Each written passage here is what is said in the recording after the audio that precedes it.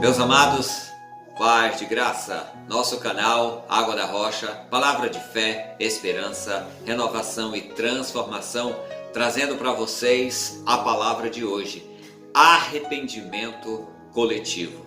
Hoje é o nosso terceiro dia da nossa série sobre o arrependimento. No primeiro dia nós falamos de forma bem geral, bem aberta, comentando sobre alguns pontos do arrependimento. Ontem nós falamos sobre o ato de arrepender-se e hoje nós vamos falar sobre o arrependimento coletivo. Em todos os momentos, quando pensamos sobre arrependimento, existem várias vertentes que podemos abordar. Hoje em especial, o nosso tema será arrependimento coletivo. Nas pesquisas que eu fiz na internet, para tanto só apareceram dados sobre o Covid-19 ou o coronavírus. No máximo, uma ou outra coisa apareceu sobre empresas contratando pessoas, precisando demiti-las e não querendo arcar com as consequências. Chama-se de arrependimento jurídico. É algo interessante, mas também consta lá. Mas, meus irmãos, não é esse o assunto que realmente eu gostaria de abordar hoje. Então eu vou falar com vocês sobre o arrependimento na vida de grandes homens de Deus. Josias, Saul, Davi e até Acabe. Foram homens que cometeram deslizes ou pecados e que o povo pagou por seus erros. Aqui o arrependimento não poderia ser apenas pessoal, mas deveria ser coletivo. Saul era incomodado por um espírito mau. Acabe carregava a culpa por autorizar a morte dos profetas. E Josias carregava a culpa de seu avô, o rei Manassés.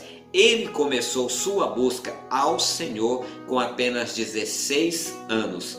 Encarou muitas mudanças em seu reinado, fez o que era necessário. E diz a Bíblia que o povo serviu a Deus enquanto ele era vivo. Olha só o que diz aqui: enquanto ele viveu, o povo não deixou de seguir ao Senhor, o Deus de seus antepassados, segundo as Crônicas 34, versículo 39. A nossa leitura, no entanto, para esta mensagem de hoje, está no livro de Jonas, capítulo 3, versículos 5 e 6, e diz assim: os ninivitas creram em Deus, proclamaram um jejum e todos eles, do maior ao menor, vestiram-se de pano de saco. Quando as notícias chegaram ao rei de Nínive, ele se levantou do trono, tirou o manto real e vestiu-se de pano de saco de cinza e sentou-se sobre as cinzas. Ele não apenas vestiu algo assim que não era o habitual dele vestir, ele se sentou ali nas cinzas. Quando a palavra do Senhor veio a Jonas, de primeiro momento, ele não quis obedecer, até mudou a sua rota, mas Deus, com sua enorme grandeza e compaixão, o levou a perceber o quanto era importante e necessário que ele mostrasse aquelas pessoas que estavam indo para o caminho errado e que Deus as amava e queria libertá-las deste mal. Aqui, meus irmãos, vale uma pequena ressalva. O livro de Jonas tem apenas 4 capítulos. Se você se pegar com ele para dar uma lida, é coisa rápida. Eu acredito que você não vai gastar mais do que 15 ou 20 minutos. E é uma história muito rica, muito bonita e vale muito a pena você ler.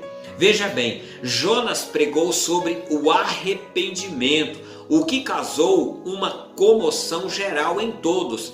Pessoas simples, moradores do reino e até os animais entraram em jejum de forma voluntária e até o rei se prontificou.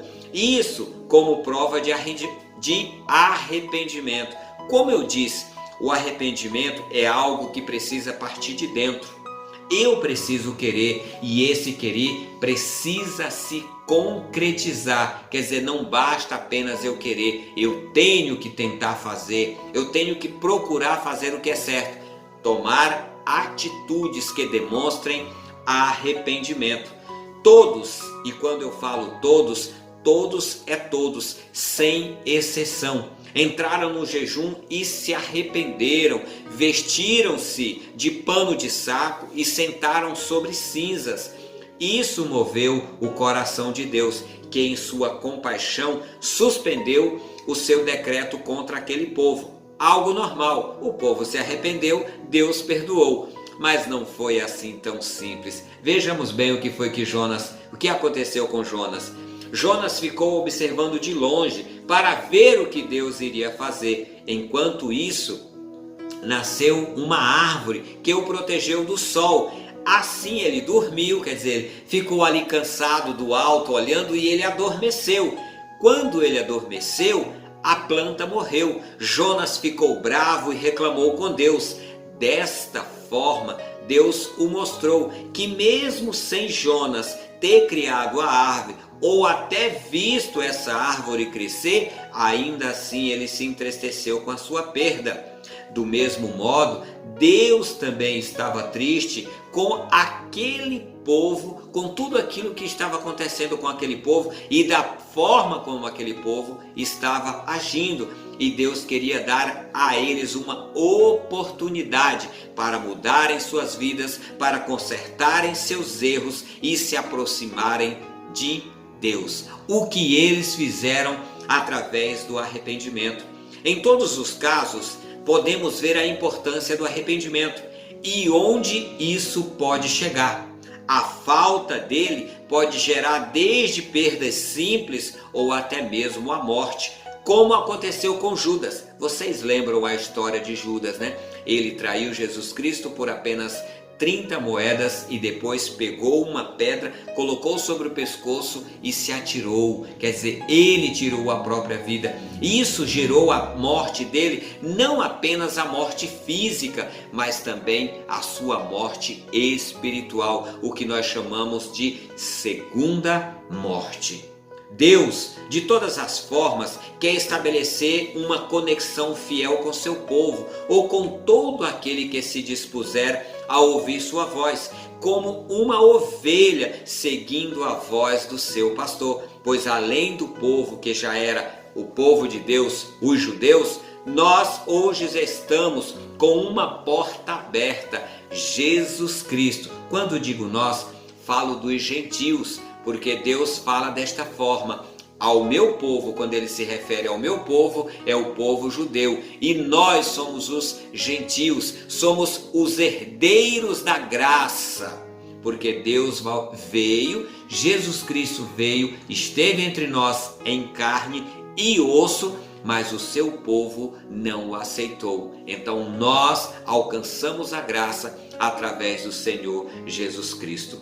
Para encerrar, falo de novo sobre a necessidade de um coração contrito e quebrantado na presença de Deus, que nós possamos verdadeiramente nos arrependermos, pois Deus nos dá essa oportunidade de mudar o caminho, porque se para onde nós estamos indo não está correto, devemos buscar o caminho que nos leva a cada vez mais estar mais próximo de Deus.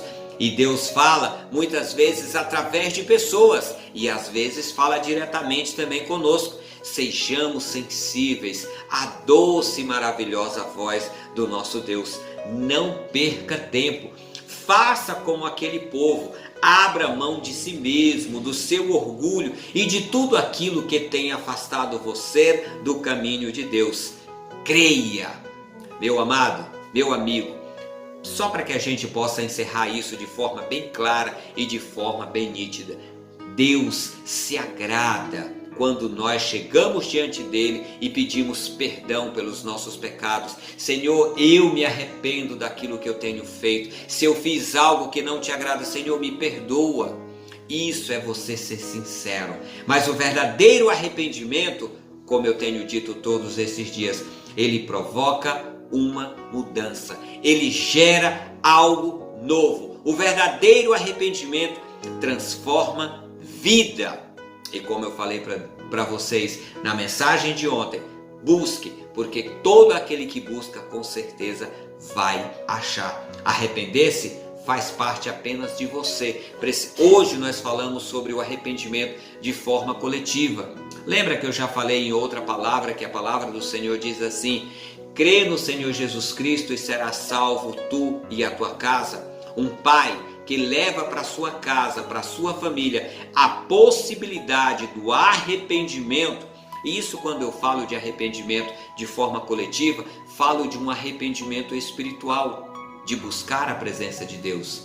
É isso que nós devemos pensar, é isso que nós devemos buscar, é isso que nós devemos fazer. A nossa mensagem de hoje, meus irmãos, é essa: Devocionais Água da Rocha. Se você gostou, compartilhe com os seus amigos. Permita que outras pessoas também sejam edificadas por esse trabalho que nós do canal Água da Rocha estamos aqui fazendo para todos vocês. Deus abençoe, até a próxima e paz de graça!